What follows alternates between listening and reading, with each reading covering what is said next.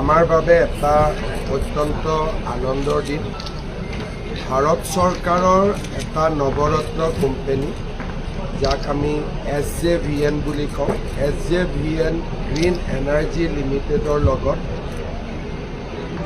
Assam power distribution corporation limited APDCL যুটীয়াভাৱে আজি আমি ইয়াতে বিলাসীপাৰাত 70 মেগাৱাটৰ সোলাৰ এনাৰ্জি প্ৰজেক্ট এটা বা সৌৰ শক্তি প্ৰকল্প এটা আজি আমি উদ্বোধন কৰিছোঁ আৰু খুব অভিলেখ সংখ্যক সময়ত এই প্ৰকল্পটোৰ কাম সম্পূৰ্ণ কৰা হৈছে আৰু ই আমাৰ ৰাজ্যক বিদ্যুতৰ ক্ষেত্ৰত আত্মনিৰ্ভৰশীল হোৱাত সহায় কৰিব।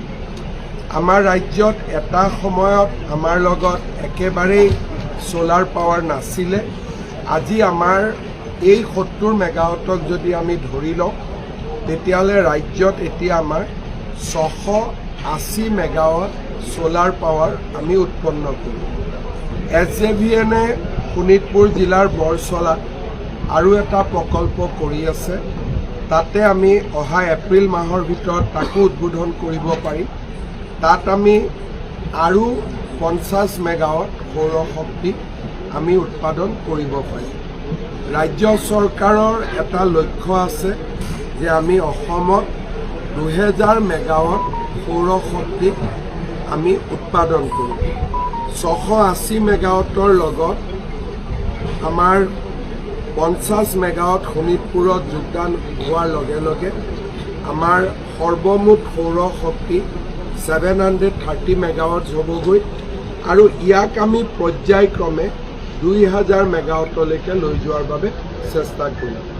মই আজি এই প্ৰকল্পটো সুন্দৰভাৱে কমপ্লিট কৰাৰ বাবে, সম্পূৰ্ণ কৰাৰ বাবে SJVN, APDCL আৰু আমাৰ যোনে কামটো কৰিছে, ৰেইজ বুলি যিটো কোম্পানীয়ে কাম কৰিছে, তেখেতসকলক আৰু আমাৰ ধুবুৰী জিলা প্ৰশাসনক মই ধন্যবাদ আৰু কৃতজ্ঞতা জনাইছোঁ।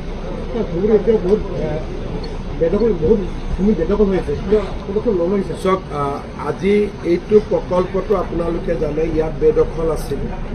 আমি বেদখল মুক্ত কৰি এটা ডাঙৰ প্ৰকল্প ইয়াত থিয় কৰালোঁ।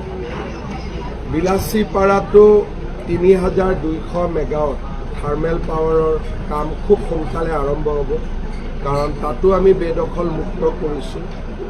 আমাৰ লক্ষ্য হ'ল যে যি জাগাত চৰকাৰী মাটিত ভূমি বেদখল হৈ আছে, তাত বেদখল মুক্ত কৰি ভাল প্ৰকল্প কৰা, যিয়ে নেকি স্থানীয় লোককো কৰ্মসংস্থাপন দিব, ধুবুৰী জিলাৰ আৰ্থ